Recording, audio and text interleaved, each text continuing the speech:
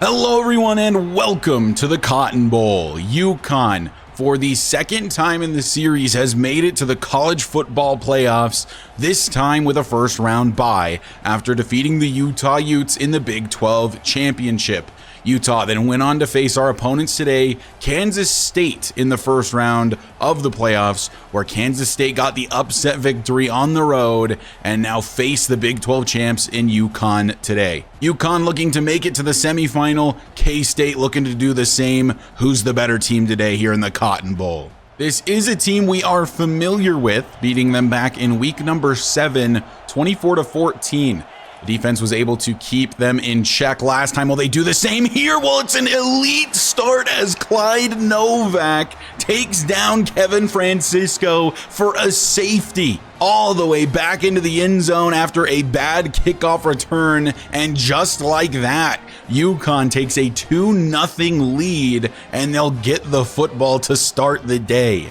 What a start for the defense as Clyde Novak, the transfer, makes the play, getting UConn on the board to start 2-0, a score you don't see super frequently, as now it's the UConn offense, and it's intercepted on the first play for UConn.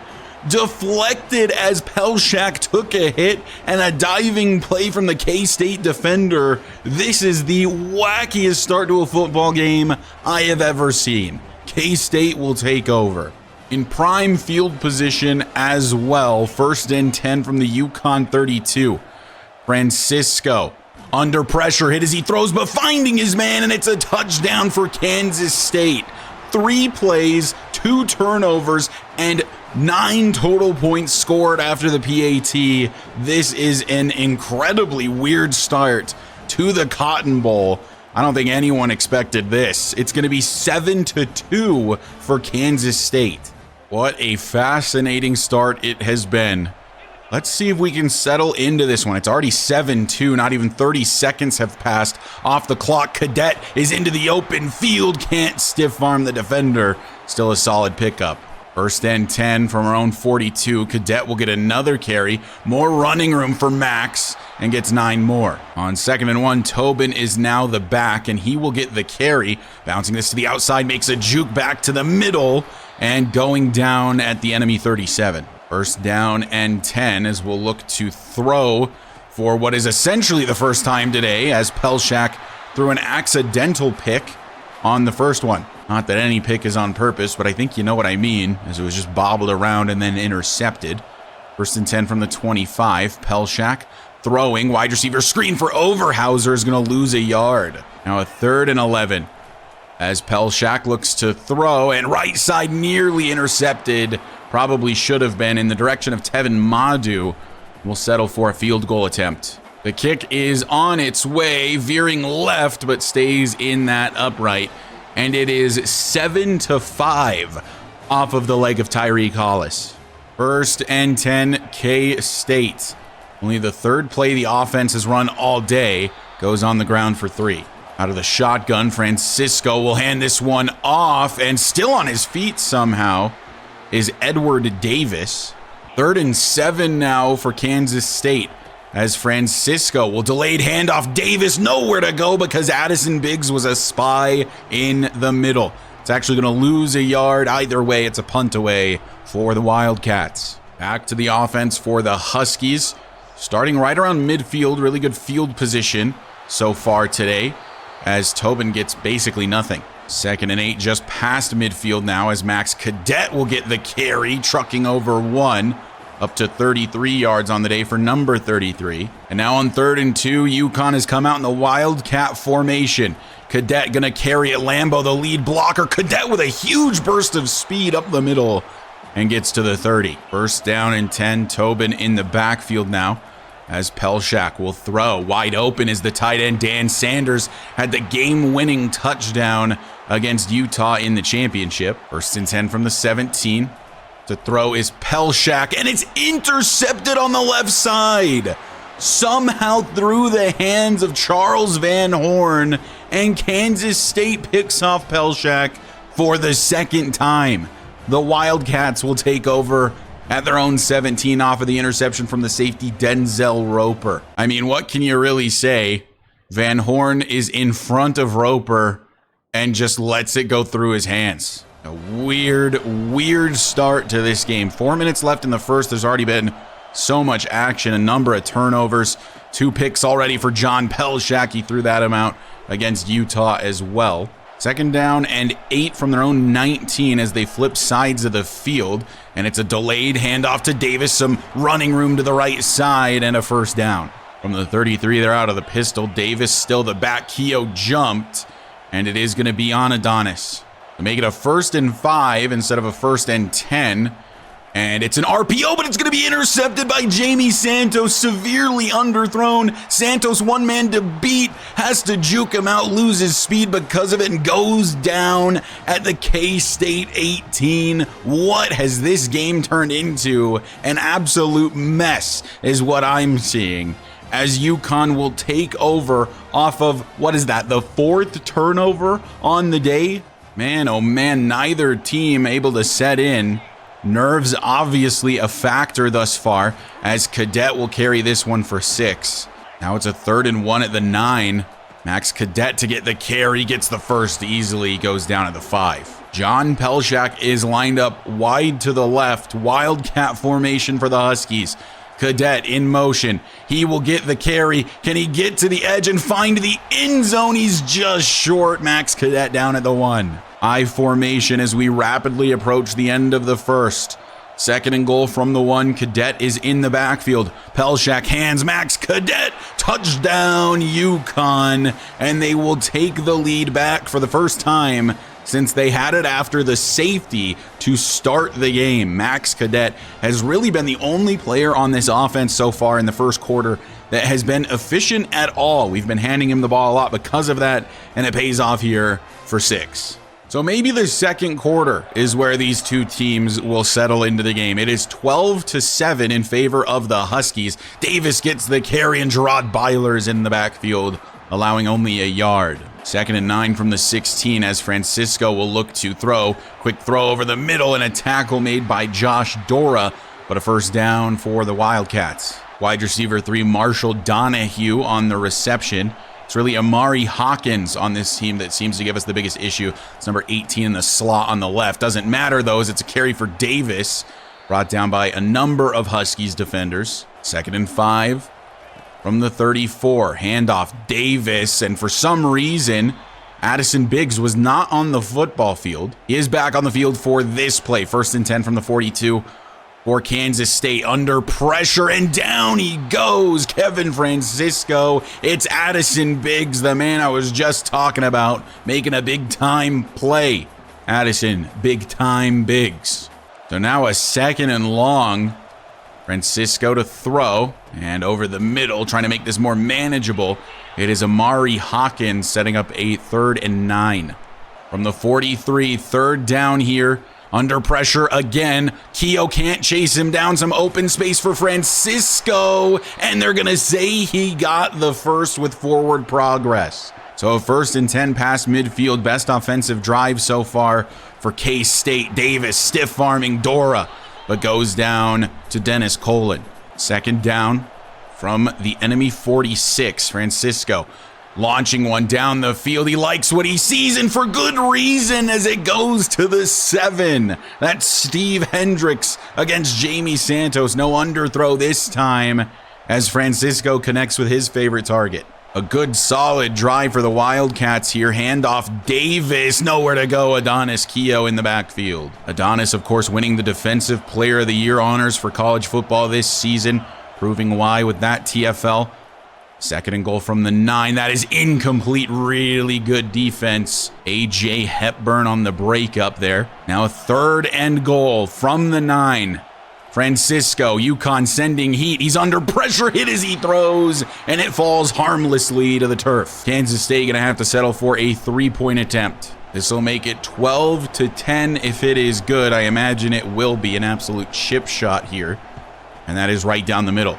12-10, UConn still with the lead. 1st and 10, Huskies looking to extend the lead before the half, as Pelshak will get this out to Tobin. Always nice to get him some running room as he gets to the 40 on a 1st down. From the 40, Blitz being sent. Pelshak scrambling. He has his tight end, Dan Sanders, deep down the field. Dan Sanders with another catch. Up to 54 yards for him on the day. Kansas State sent a blitz. There was a man unaccounted for, and his name is Dan Sanders.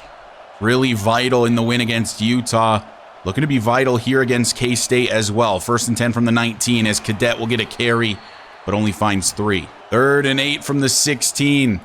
So we're back to pass with Pelshak, and it falls incomplete. I believe that man was untouched into the backfield. Pelshak had no time. So Hollis on to make it a 5-point lead for UConn. Kick is on its way and right down the middle, 15-10. Another really poor kickoff return, and K-State has to start from their own 11. Francisco throwing quickly. That is completed to Donahue in front of Dora. Less than 3 minutes to play in the half. Francisco looking to lead his team to more points. Throws quickly again. Bad decision making there by Kiki, trying to play the ball more than the player there. Allows a big pickup for a first to Amari Hawkins. It's Thomas Shelley in the backfield this time. He's just staying into block as this is completed in front of Santos, who honestly read that play to a T. And we're now to the 2-minute timeout. K-State looking to find any type of points before the half. Francisco throwing it over the middle, finding his tight end. It's Cam Zero, and they'll go to the hurry up after the first down grab. Nearing midfield, they're at the 44.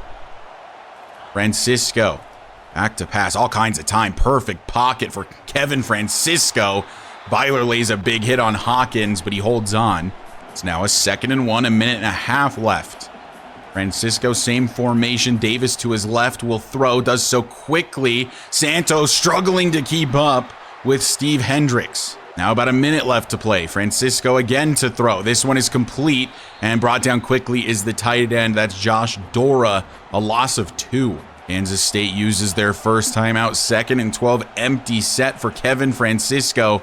Blitz on its way. Joshua Dora lets Amari Hawkins through, and it's a touchdown for Kansas State. The 2nd one on the day for Amari Hawkins. I told you that of all of their players that causes us the most trouble, it's definitely him. As Kansas State going to take a lead here, probably 2 points after the PAT. So UConn playing down by 2 again. 1st and 10 from the 19. Still plenty of time here in the half as this one goes to Cadet and he drops it. 2nd down, Pelshak to throw, wants Overhauser, gets him over the middle, makes a move, he's into the open field. Not a lot of people faster than Terry Overhauser at the 5 and into the end zone. Touchdown, UConn. The throw from Pelshak threaded the needle just past the linebacker, and Terry Overhauser does the rest. Puts a move on the safety and marches his way down the field. And just like that, UConn has taken the lead right back. Halftime, K-State versus UConn. What an interesting game it has been. 22-17, UConn has a 5-point lead. Lots of turnovers, very messy game. Settled in a little bit there later in the 2nd quarter. Let's see if we can get away with a victory here in what has been a very sloppy game for both teams. UConn does start with the football here in the 2nd half, which is a big bonus. We can make it a 2-possession lead with a score on this drive as Tobin gets the carry, has blockers down the field, and the only man that could tackle him does. Nearly a breakaway score for Tobin. Cadet takes over as the back, and Pelshak will give him the football. Broken tackle, Max Cadet running with some ferocity. Up to the K-State 39. 1st and 10. Cadet will get the carry again. Really good blocks again for Max Cadet. Falling forward at the 24. The running game cooking so far. 1st and 10. If it ain't broke, don't fix it. Cadet another carry, and it's going to be another first for the UConn halfback. Over 100 yards on the day now. Cadet needs a breather. Tobin's out wide, so Don Lambo will check in on the 1st down and 10 from the 14, and Lambo will get the carry, and he goes down after a pickup of 5. 9 minutes to go in the third. Cadet back in on second down, and we're going to run the ball until they prove they can stop it, and they're not going to this time. The second rushing touchdown on the day for Max Cadet, running over a defender there for good measure as well. The big-bodied back, the leader in rushing yards on the team this season, gets another 6, and UConn is now firmly in control of this one. 29-17, a 2-possession lead for the Huskies. As this is thrown left side, broken tackle, Hendricks into the open field, and what a terrible play from Santos. From the 40, fresh set of downs, 8 minutes left in the third quarter. Handoff, Davis, Kevin October's right there, only allowing the yard. Second down from the 42. Quick throw from Francisco, and it's going to be good for a first to the tight end up past the 50 to the 46. Initially, to start this game, the pass rush was getting there nearly every play, has struggled to do so since. Francisco has started getting the ball out much more quickly. This time, Francisco over the middle, and Hendricks has our number today.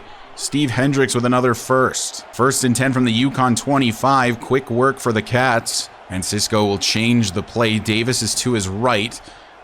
Fake handoff to Davis, and then over the middle. That is completed up to the 9 to Marshall Donahue. If it hits their hands, they're not going to drop it. That has been the case so far for Kansas State. First and goal from the 9, and Francisco will throw, and that is completed to Steve Hendricks despite the good coverage. A flag down here on second and goal, and that is Addison Biggs jumping offside. Gives them about an extra yard and a half. From inside the 2, go the Cats, and a throw outside to the tight end. Touchdown, Kansas State, and they strike back just as quickly. Cam Zero is the beneficiary this time from Kevin Francisco.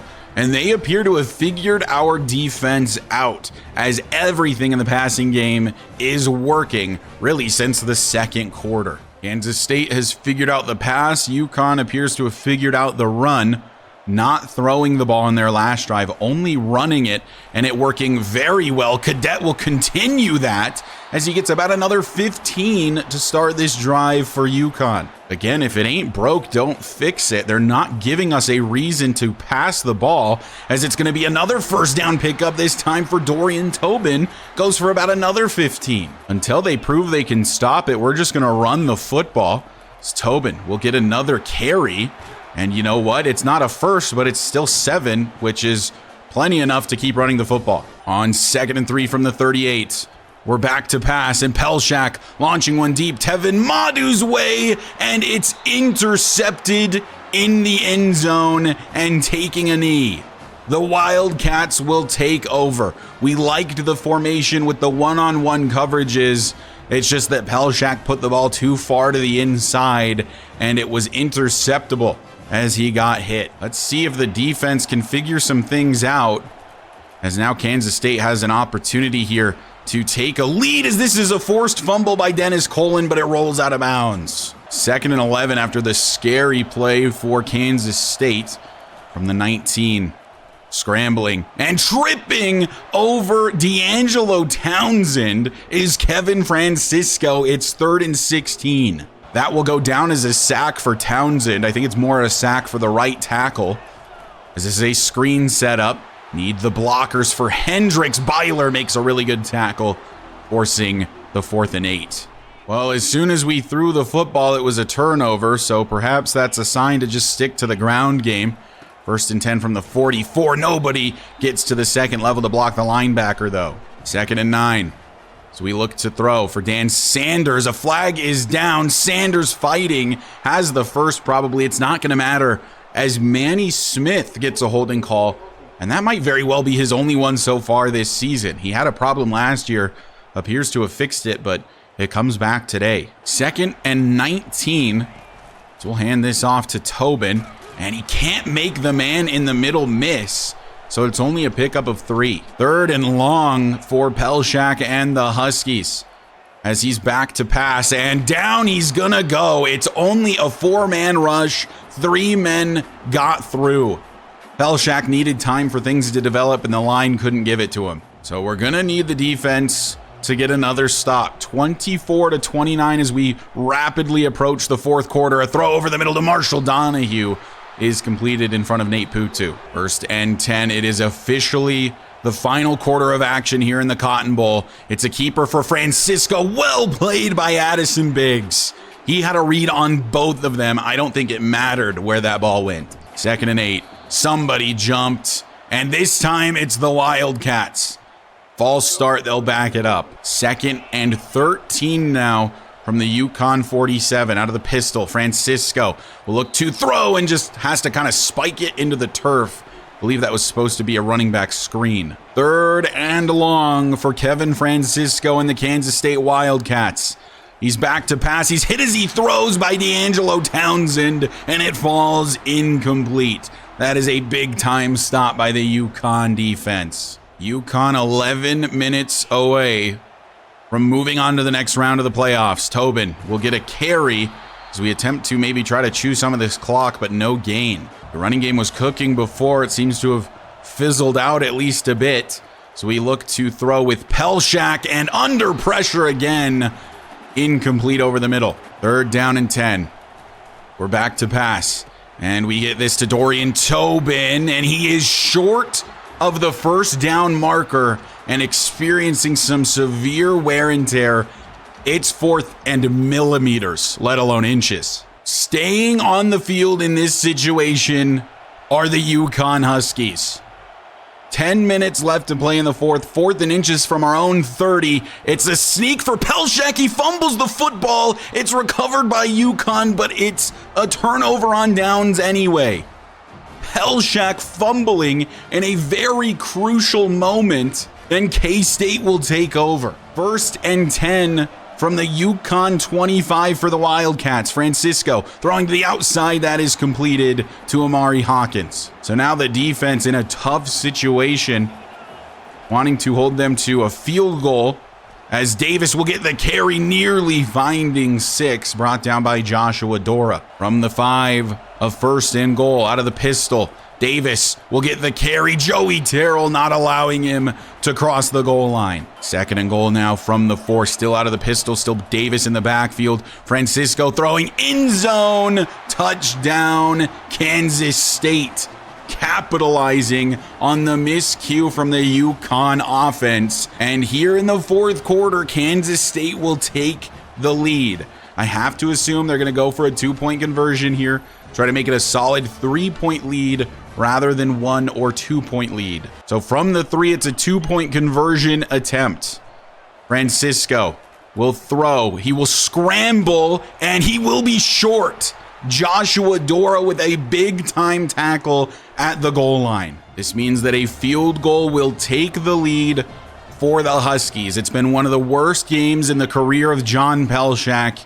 Can he find a way to be a hero here late? As Tobin, not feeling his best, will bounce this to the outside and goes out of bounds clearly. Not 100%. 1st and 10 Huskies. Cadet now the back. And Cadet will get a carry up the middle. And falling forward, 2 men on his back. It doesn't matter. 1st down Max Cadet. 7 minutes left to play. And from the 41, it's a 1st and 10. Tobin gets the carry. The block is missed. Up the middle. What are we doing? A miscommunication on the offensive line makes it a 2nd and long from the 45. Cadet will get a carry, and he is swallowed up in the center. It's a 3rd and 11. From the 42, 3rd and 11. Running back screen set up for Tobin. Needs to break away from this defender, and he does. And Tobin, despite the lack of his full top speed, will get the first. You know that Dorian Tobin would not miss the rest of this game for the world. That's why he's still out here.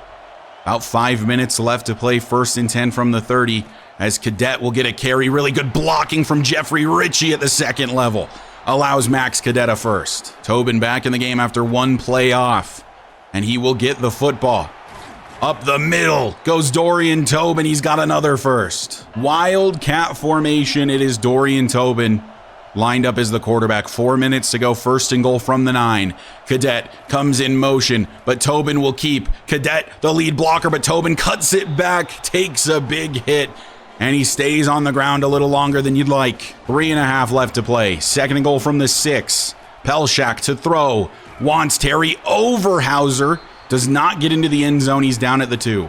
Man in motion is Cadet, but delay of game as Tobin, not feeling too hot, lost track of time. So now Pelshak comes out. Can he be the hero? 3rd and goal from the 7.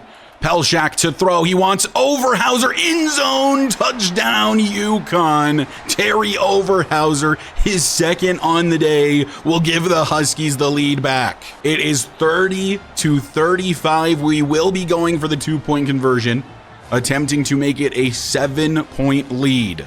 So from the 3, it's a 2-point try. To throw is Pelshak, end zone, finding Dan Sanders in the clutch again.